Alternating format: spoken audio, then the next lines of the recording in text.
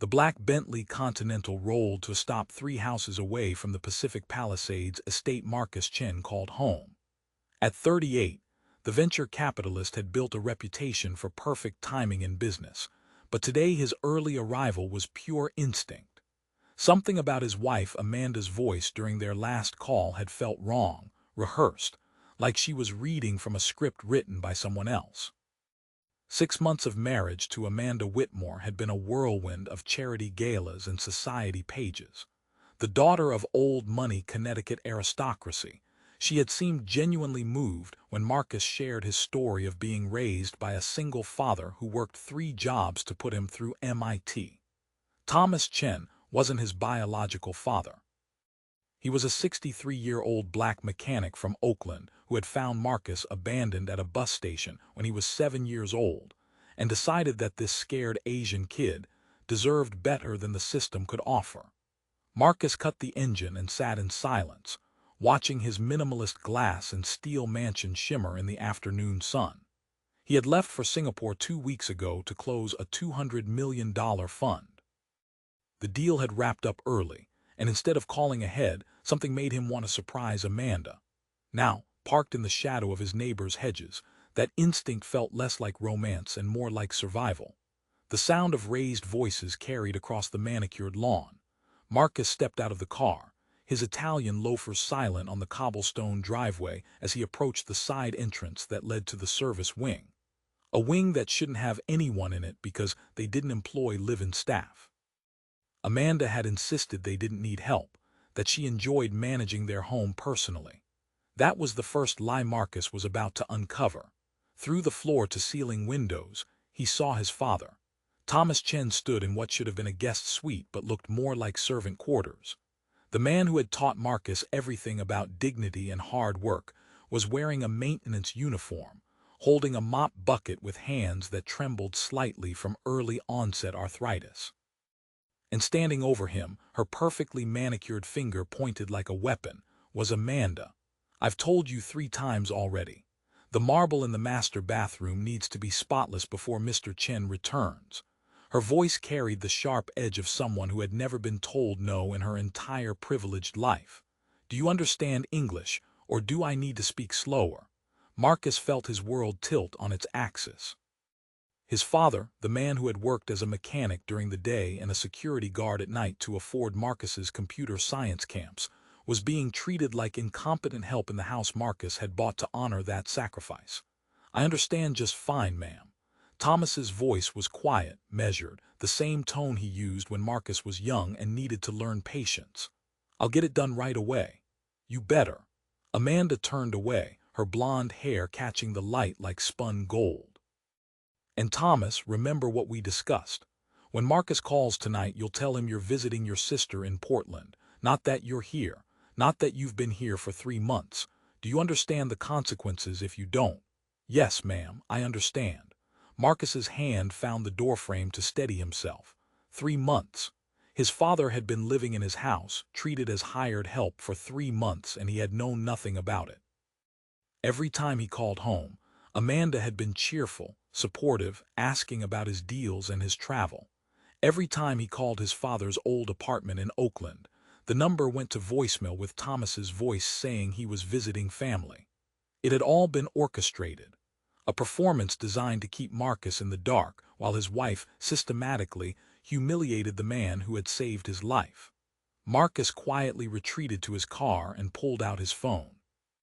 He opened the home security app, something he had installed more for insurance purposes than surveillance. The system stored 30 days of footage in the cloud. His fingers moved with the same precision that had made him millions in venture capital, searching, categorizing, and discovering. What he found made him want to put his fist through the dashboard. Footage from 3 months ago showed Thomas arriving at the house with a single suitcase. Marcus had been in London at the time. The audio captured Amanda's sugary voice. "Thomas, Marcus wanted you to stay here while your apartment building undergoes renovations. He was worried about you being displaced. You'll be so comfortable here." But the next clip from just hours later after Marcus had called to check in showed a very different Amanda. She stood in the guest wing, arms crossed, her expression cold. Let's be clear about something, old man. You're not a guest here, you're staff. Marcus has this sentimental attachment to you, but I know what you really are. A black mechanic who got lucky finding a meal ticket 30 years ago. Thomas had stood there, his face impassive, as Amanda continued. You'll maintain this house. You'll do repairs. You'll stay out of sight when we have company. And you'll never ever tell Marcus the truth, because if you do, I'll make sure you're removed from his life permanently. I have lawyers, I have resources, and I have his ear when you don't. Marcus scrolled through more footage, each clip more damning than the last. Amanda forcing Thomas to eat meals in the basement storage room. Amanda hiding his medication, and then berating him for forgetting to take it. Amanda hosting dinner parties where she introduced Thomas to guests as their maintenance man, watching with barely concealed satisfaction as his father's shoulders hunched with humiliation. But it was the footage from 1 week ago that shattered something fundamental in Marcus's chest. Thomas had apparently tried to join them for dinner one evening when Marcus called via video chat. Amanda had positioned the laptop so Marcus could only see her, smiling and waving, while off camera she physically pushed Thomas out of the frame. When his father stumbled, catching himself on a chair, Amanda muted the call and hissed, "You're an embarrassment. Stay in your room like the help you are." After the call ended, the camera caught Thomas sitting alone in the kitchen, tears streaming down his face as he looked at an old photograph. Marcus recognized it immediately. The two of them at his MIT graduation, Thomas beaming with pride in his only suit, Marcus in his cap and gown with his arm around the man who had made it all possible. "You did good, baby boy," Thomas whispered to the photograph. "You did so good. I just wish I could tell you the truth without losing you forever." Marcus closed the app, his hands shaking with rage so pure it felt like ice in his veins. Amanda hadn't just lied to him. She had weaponized his love for his father, turning it into a tool of control and abuse. She had calculated that Thomas would endure any humiliation rather than risk destroying Marcus's marriage or happiness. She had been right about Thomas's love, but she had been catastrophically wrong about what would happen when Marcus discovered the truth. He made 3 phone calls from his car. The first was to his head of security, a former FBI agent named Sarah Mitchell. "I need complete surveillance analysis of my home for the past 3 months. Everything. Audio, video, data extraction from all devices on the network. I don't care what it costs." The second call was to his lawyer, Robert Zhang. "I need you to review my prenuptial agreement with Amanda, specifically the clauses about fraud, misrepresentation, and abuse of family members." The third call was to Dr. Patricia Morrison, a geriatric specialist he had consulted when Thomas first started showing signs of arthritis. "I need you to come to my house tonight and conduct a full medical evaluation of my father. Confidentially. I have reason to believe he's been denied proper care." Then Marcus sat in his car for another hour, watching through the windows as Amanda moved through the house like a queen in her castle, completely unaware that her entire world was about to collapse around her perfectly pedicured feet. When he finally walked through the front door, Amanda was in the living room, arranging flowers in a crystal vase that had cost more than Thomas's monthly Social Security check. "Marcus, darling." She turned with a practiced smile that no longer reached her eyes. Now that he knew what to look for, he could see the calculation behind every gesture. "I thought you weren't coming home until next week. Close the deal early." Marcus set down his briefcase, watching her carefully. "Thought I'd surprise you. How wonderful." She crossed the room to kiss his cheek, and he had to force himself not to recoil. "We should celebrate. I'll make reservations at Nabu. Actually, I was thinking we'd have a quiet dinner at home." Marcus pulled out his phone. "Maybe invite Dad to join us." The flash of panic in Amanda's eyes was so brief he might have missed it if he wasn't looking. "Your father? I thought he was in Portland visiting his sister." "Was he?" Marcus tilted his head. "That's strange. I just checked the home security logs and it looks like someone matching his description has been living in our guest wing for 3 months. Amanda's face went through a fascinating series of expressions. Shock, fear, calculation, and finally landing on indignation. "I can explain that. Your father needed a place to stay, and I didn't want to worry you while you were closing important deals." How thoughtful. Marcus's voice was silk over steel. And the maintenance uniform he's wearing, the fact that he's been eating in the basement, the way you've been hiding his medication. That was all to avoid worrying me too. Amanda's mask cracked completely. You've been spying on me. In our own home, I've been protecting my family. Marcus stepped closer. Something you clearly know nothing about. Your family. Amanda's voice rose, her carefully cultivated grace evaporating. That old man isn't your family, Marcus. He's not even your real father. He's just some mechanic who found you at a bus station and saw an opportunity. That old man worked 3 jobs for 15 years so I could have opportunities he never had. Marcus's voice was dangerously quiet. He taught me everything about honor, sacrifice, and love. Things you clearly can't comprehend because you've never had to work for anything in your entire privileged life. How dare you? Amanda's face flushed red. I'm a Whitmore. My family built this city. We have standards, Marcus. Standards that don't include letting some random black man pretend to be your father just because he was nice to you once. There it was. The racism that had been lurking beneath every cruel decision, every calculated humiliation. Amanda hadn't just been abusing Thomas because he was inconvenient. She had been punishing him for daring to be important to Marcus while being black. Get out. Marcus's voice was flat, emotionless. Pack a bag. You have 1 hour. You can't throw me out of my own home. Amanda's voice climbed toward hysteria. Actually, I can. Marcus pulled out his phone and showed her the prenuptial agreement she had signed without reading, too confident in her ability to manipulate him. Section 12. Subsection C. Any abuse of family members results in immediate termination of the marriage with no financial settlement beyond what you brought into it. That's not enforceable. Amanda grabbed for the phone, but Marcus pulled it away. Robert Zhang thinks it is, and he's the best family law attorney in California. Marcus watched her face pale. You're going to leave this house with exactly what you contributed to our marriage.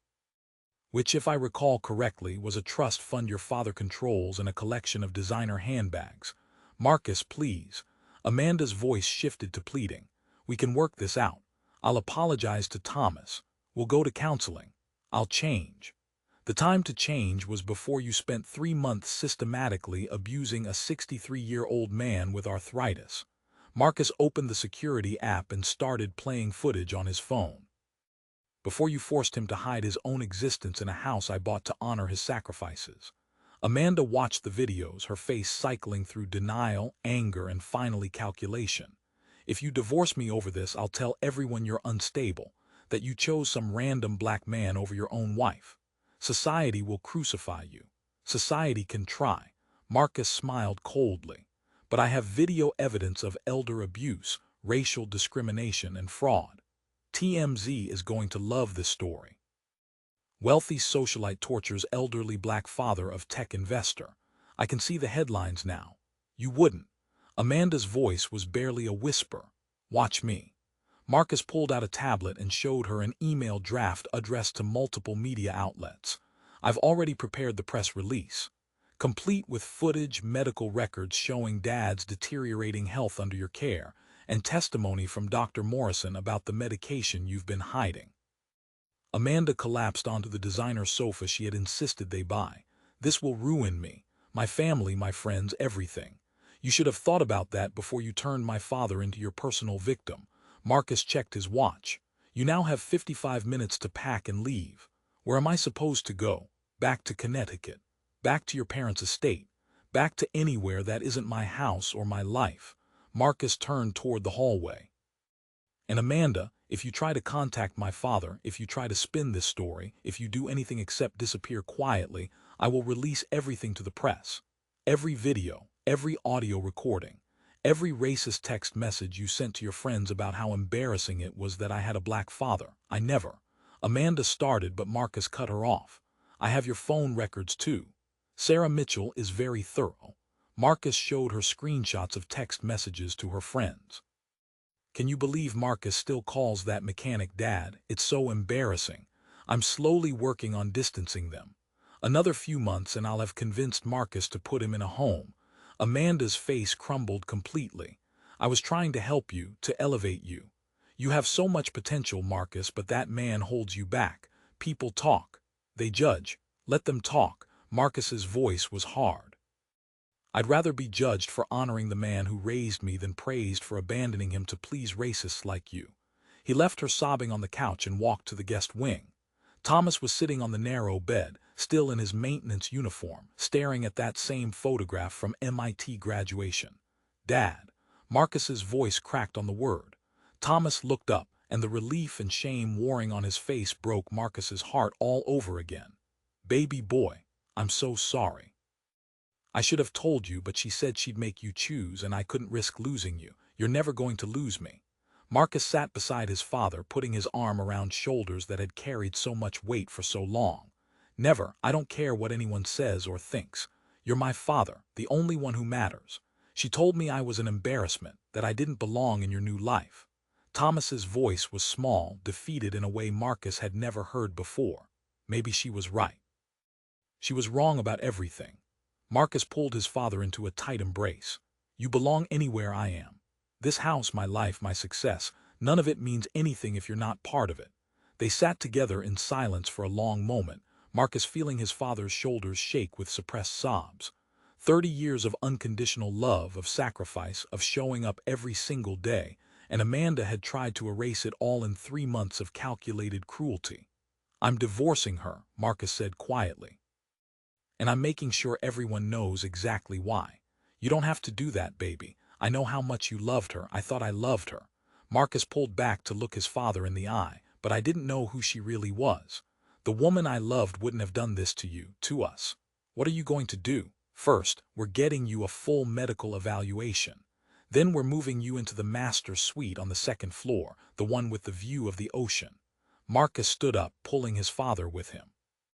"And then we're going to make sure Amanda Whitmore understands that hurting you was the biggest mistake of her life." Over the next week, Marcus orchestrated Amanda's complete social destruction with the same precision he brought to venture capital deals. Sarah Mitchell's investigation revealed that Amanda's abuse wasn't limited to Thomas. She had a history of mistreating staff at her parents' Connecticut estate, firing people for minor infractions and spreading rumors that destroyed their ability to find work elsewhere. The medical evaluation by Dr. Morrison revealed that Thomas's arthritis had worsened significantly during his 3 months under Amanda's care. She had been hiding his anti-inflammatory medication and forcing him to do physical labor that aggravated his condition. Dr. Morrison's report used words like deliberate neglect and potential elder abuse, language that made Marcus's lawyer's eyes light up with prosecutorial possibilities. But it was the digital forensics that provided the most damaging evidence. Sarah Mitchell recovered deleted text messages between Amanda and her mother, discussing their long-term plan to distance Marcus from his father. "The boy has potential, but that black mechanic is holding him back socially," Amanda's mother had written. "You need to be subtle. Make Thomas feel unwelcome without Marcus noticing. Eventually, he'll choose to leave on his own and Marcus will be free to move in proper circles." Amanda's response had been chilling. "Don't worry, mother. I'm documenting everything. By the time I'm done, Marcus will believe Thomas is becoming senile and needs professional care. Problem solved, and I look like the caring wife who helped him make a difficult decision." They had been planning to institutionalize his father, to lock Thomas away in some expensive facility where Marcus could visit occasionally, but never really connect with the man who had raised him. Also, Amanda could reshape Marcus into the kind of husband her society friends would approve of. Marcus released the story to the press on a Friday afternoon, timing it perfectly for the weekend news cycle. The headline in the Los Angeles Times read, "Tech investor exposes wife's abuse of elderly black father." TMZ went with socialite sick secret, heiress tortures husband's dad. The videos went viral within hours. Amanda forcing Thomas to eat in the basement. Amanda hiding his medication. Amanda's racist text messages displayed in high definition for millions to see. By Saturday morning, Amanda Whitmore had become the most hated woman in America. Her friends abandoned her immediately. The charity board she sat on requested her resignation. Her parents released a statement saying they were shocked and appalled by their daughter's behavior. though Marcus's investigator had proof they had been complicit in the planning. Amanda tried to fight back with her own press release, claiming Marcus had manipulated the footage, and that she had only been trying to help Thomas by giving him purpose through light housework. But Sarah Mitchell released the unedited security footage, showing hours of systematic abuse that no amount of spin could explain away. The divorce was finalized in record time. Amanda got nothing beyond her personal belongings, and the trust fund her father controlled. The prenuptial agreement held up perfectly, and Marcus made sure every legal document was made public, establishing precedent for future cases of elder abuse in marriage. 6 months after Amanda's departure, Marcus stood in the living room of his Pacific Palisades estate, watching his father teach coding basics to a group of underprivileged kids from Oakland. Thomas had started a nonprofit called Second Chances, helping children from difficult backgrounds learn tech skills that could change their lives. You know, one of the kids said, raising his hand, "My teacher at school said your son only succeeded because he got lucky, that he didn't really earn it." Thomas smiled, the same patient smile he had given Marcus countless times over the years. "Let me tell you something about luck, young man. Luck is when preparation meets opportunity. My son worked harder than anyone I've ever known. He earned every single thing he has, and anyone who says different is just trying to make excuses for their own lack of effort." Marcus felt his throat tighten with emotion. After everything Amanda had put him through, Thomas was still teaching, still giving, still showing kids that they could rise above their circumstances through hard work and determination. After the class ended and the kids had been picked up by their parents, Thomas found Marcus on the deck overlooking the Pacific Ocean. "You didn't have to destroy her like that, baby." Thomas sat down in the chair beside him. "I know you did it for me, but I don't want you carrying that weight." "I didn't destroy her, Dad." Marcus turned to face the man who had saved his life in every way that mattered. "She destroyed herself the moment she decided your love and sacrifice were worth less than her social status." Still, Thomas was quiet for a moment. "I worry that you'll regret how public you made it, that it'll hurt your business relationships." "My business relationships are fine." Marcus smiled slightly. "Turns out most people respect a man who stands up for his family. And the ones who don't, well, I don't need their money or their approval. You've grown into such a good man." Thomas's eyes were bright with emotion. "Better than I ever dreamed when I found that scared little boy at the bus station. I'm only good because you showed me how to be." Marcus reached over and took his father's hand. "You could have left me there that day. You could have called social services and walked away. But you didn't. You chose me, and I'm going to spend the rest of my life choosing you right back." They sat together in comfortable silence, watching the sun set over the Pacific. Marcus thought about Amanda, probably sitting in her parents' Connecticut estate, trying to rebuild a reputation that would never recover.